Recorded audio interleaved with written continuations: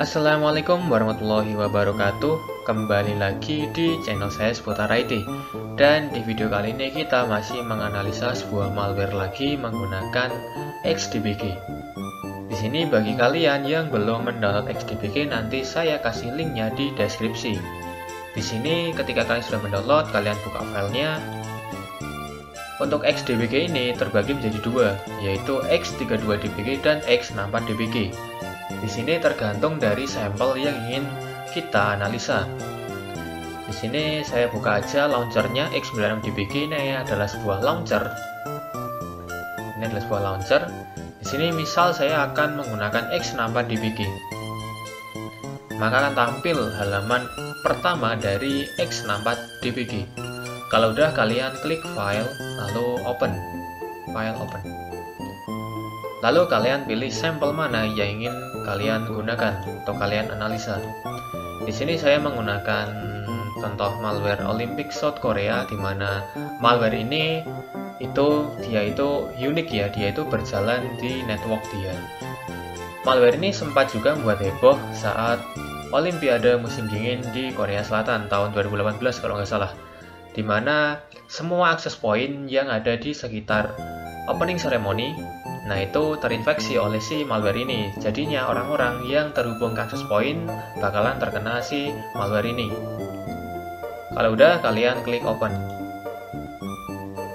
Di sini dia tidak muncul. Kenapa? Di sini ada tulisan use X32DBG to debug this file. Kita bisa cek di lognya di sini use 32DBG. Berarti di sini untuk filenya dia tidak support untuk X64DBG. Berarti kita close terlebih dahulu, kita ganti X32DBG. File open, lalu pilih sampelnya. Nah, di sini sudah tampil halaman yang berisi tentang code-code yang ada di sampel malware yang saya masukkan di sini. Kalau udah, kalian klik run. Dia bakal running. Lalu kita bisa analisa di sini.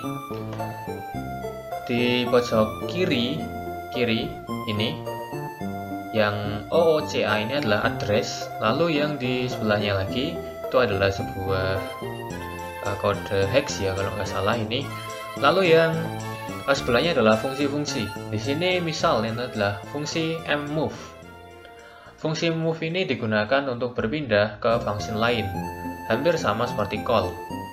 Kalau call itu dia itu meminta, dia itu memanggil atau meminta, sementara move dia itu memindahkan. Bedanya seperti itu. Lalu ada juga selain fungsi itu ada fungsi-fungsi lain.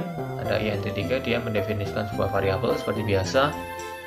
Lalu ada push, lalu ada return dia, red ini. Kita bisa cek ya di sini, misal di paling atas ini call Olympic South Korea.cab2aa. Di sini kita bisa mengetahui nih alurnya.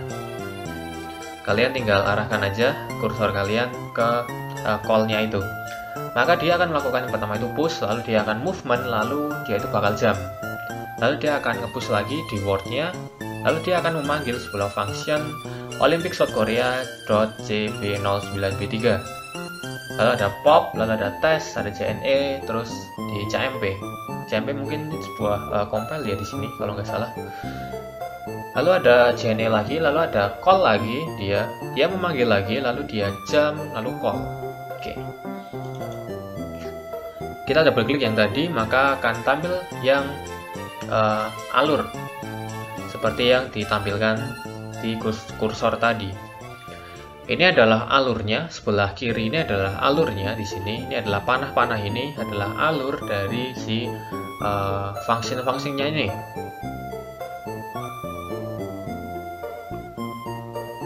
Ya mungkin untuk alurnya ini sangat lebih mudah dipahami ya kalau menggunakan X-debugger ini, karena ada arah panahnya di sini. Misal di sini dari JE Olympic South Korea.CA-B35B dia bakal masuk ke sini. Dia langsung akan memanggil Olympic South Korea.CA-B-A3A sini. Lalu kita ke turun. Ada fungsi sort juga di sini.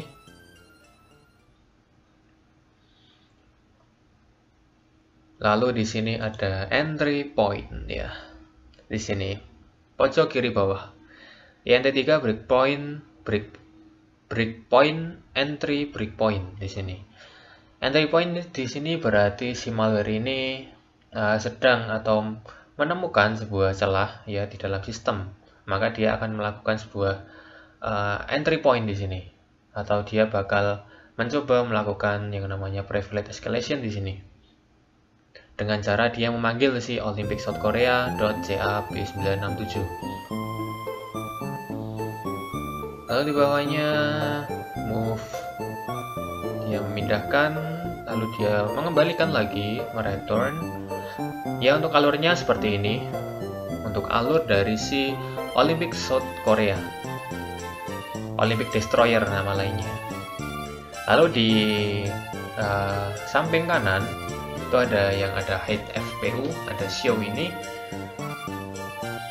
Mungkin ini hampir sama seperti yang kiri, tetapi di sini lebih ringkas ya di sini. Di sini ada EAX, ada di sini ada address-nya, lalu ada kernel 32.bastrate init tang di sini, lalu ada entry point di sini. Yang ada di sini tadi, yang ada di sebelahnya entry point, dan di sebelah kanannya juga ada saat addressnya 00CAB516, maka si Olympic South Korea ini bakal melakukan entry point di sini. Oke, jika kalian mau menganalisa di sini untuk lebih jelasnya di call ini, misal kalian bisa klik kanan, terus kalian follow in dump. Nah di sini bakal masuk ke dump 1. Kalau kalian mau menganalisa yang lain, itu kalian bisa menggunakan beberapa dump ini, ada 5 dump di sini. Misal di sini aku udah menggunakan yang call ini untuk dump 1, lalu aku ingin menganalisa nih antara call ini punya hubungan gak dengan si push ini. Maka si push ini aku arahin ke dump 2, dia aku klik kanan, lalu ke follow in dump, terus ya seperti ini. Karena yang awal ini saya double klik tadi, dia mengarah ke sini, ke push IPB dia melakukan sebuah pushing di sini. Selanjutnya untuk yang sebelahnya, oh ya, di sini untuk dump ini ada address, ada hex, terus ada SCI di sini. Address ini yang ada ini, ya, ini adalah hexnya, lalu SCI-nya. Sangat simple, pretty simple. Lalu di sampingnya, di box sampingnya ini juga hampir sama sih di sini. Sini di address 0031FE40, dia melakukan return to NTDLL ya di sini dari NTDLL 77A9EA5 ke 77A9EAB di sini. Dia melakukan fungsi return ya dari sini. Dari sini dari 77A9EAB ke 77A9EAS ya. Sini. Lalu dia akan melakukan entry point di sini. Kalau ada entry point lagi. Oke, di sini kita sudah membahas overall yang ada di CPU. Kita masuk ke log di sini. Nah, log ini ketika kita jalankan tadi dengan perintah run tadi, maka di sini kita bisa mengetahui DLL atau Dynamic Link Library yang di-load oleh si malware ini. Bisa kita lihat di sini untuk DLL load-nya di sini ada ntdll.dll. Terus ada kernel 32.dll, ada kernel base.dll. Terus ada srv cli.dll, ada logon cli.dll. Lalu setelah dia melakukan load sampai logon cli.dll, dia melakukan breakpoint di sini, sistem breakpoint reach. Lalu dia melakukan load lagi di sini. Ada IMM32, ada msctf.dll, lalu ada comctl1 comctl32.dll di sini. Lalu dia akhirnya melakukan entry breakpoint di sini oleh si Olympic South Korea ini. Seperti itu untuk alur yang ada di lognya. Lalu kita ke nodes. Nodes ini kosong ya di sini. Lalu breakpoint cuma satu ya di sini. Karena kita lihat di CPU tadi hanya ada satu breakpoint ya di situ. Di log juga cuman ada satu breakpoint. Lalu kita masuk ke memory RAM di sini. Ini nggak bisa oke, nggak apa. Di sini untuk info ada device, hard disk, volume, Windows. Di sini ini ada address ya, ini address, lalu size, info, content, type, protection, dan initial di sini. Oke, si Olympic South Korea.bin ini dia itu memiliki beberapa yang namanya itu bagian. Di sini ada .text, .rdata, .data, .gfits, .src, .relog di sini. Lalu saat dia melakukan atau meload si DLL-nya, misal dia meload si credewi.dll, maka bagian yang dia ambil yaitu adalah .text, lalu ada .data, .src, lalu .relog. Begitu juga yang logon.cli.dll, yaitu ada .text, .data, .src, sama .relog di sini.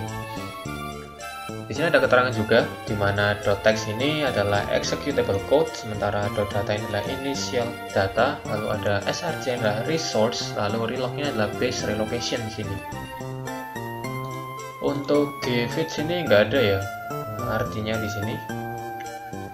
Lalu untuk bawahnya bersama seperti yang di load DLL tadi, yang ada di log tadi di sini. Selanjutnya kita masuk ke call stack di sini.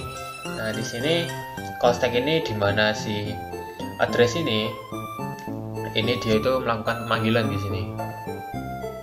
Dari si 00CA B516 ke 77A9ED2 dengan size-nya itu 40, lalu komennya Olympic South Korea.entry point. Lalu untuk partinya dia itu ke sistem ya. Untuk ini ada satu ya, ada satu modul di sini yaitu ntdll di sini. Ini adalah addressnya. Lalu ada handlernya di sini 77e1ejd di sini. Dimana ketika kita mengarahkan kursor di sini bakal tampil di sini. Dia mulai dari ntdll .77e1ejd, dia melakukan move, lalu dia melakukan push, lalu move lagi, lalu sub, push, sampai akhirnya dia itu melakukan yang namanya sort. Lalu kita masuk ke script. Di sini kosong scriptnya, ke simbol di sini. Oke, untuk simbol di sini kita bisa melihatnya dia itu apakah tipenya itu export atau import ya di sini. Kalian bisa menggunakan yang namanya itu yang video kemarin sudah kita bahas, dependency walker. Itu bisa melihat kan antara import dan export dari suatu file. Nah, di sini di xdebugger ini kita juga bisa melihat di sini. Misal di sini untuk Olympic South Korea.bin, dia untuk partinya dia user, untuk path-nya dia masuknya ke user plankton download ya tadi untuk yang contoh sampel malware-nya di sini. Untuk ntdll.dll ini misal dia itu partinya itu berada di sistem, untuk path-nya itu ada di Windows sys wow 64, lalu di ntdll.dll. Nah, di sini kalau kita klik maka di sampingnya di bar ini bakal ada nih antara address, type, ordinal, dan simbol di sini. Tipenya dia export ya di sini. Ada juga import, tapi di sini tampilannya export saja. Lalu kita bisa lihat juga di sini kita arahkan ke addressnya. Nah, maka akan tampil nih urutan-urutan ataupun alur dari si address ini. Mulai dari move, push, sampai akhirnya tadi bisa kita lihat di sini adalah melakukan tes di sini.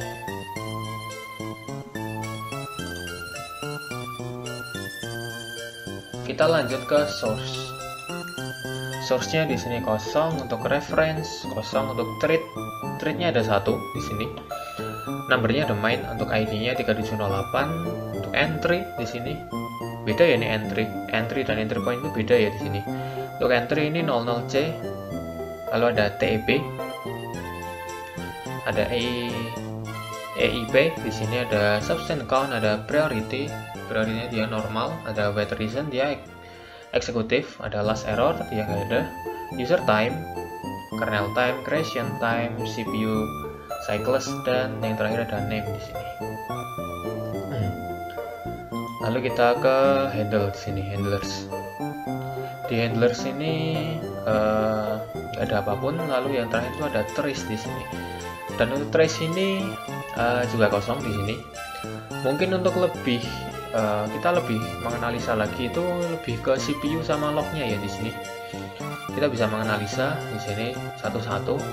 Kan kita bisa tahu nih mana alur dari si pemanggilan fungsi ini. Jadi kita bisa tahu nih dengan cara klik kanan terus follow indang, ataupun kalian bisa mengkopinya. Kalau kalian mempunyai referensi software yang lain, kalian bisa mengcopy di sini, mengcopy hex-nya. Nah, oke, mungkin itu dulu untuk video kali ini tentang bagaimana cara menggunakan debugger X32 maupun X64 debugger. Sekian video saya kali ini. Jangan lupa like, share, and subscribe video ini agar channel ini bisa semakin mengedukasi. Sekian dari saya. Wassalamualaikum warahmatullahi wabarakatuh.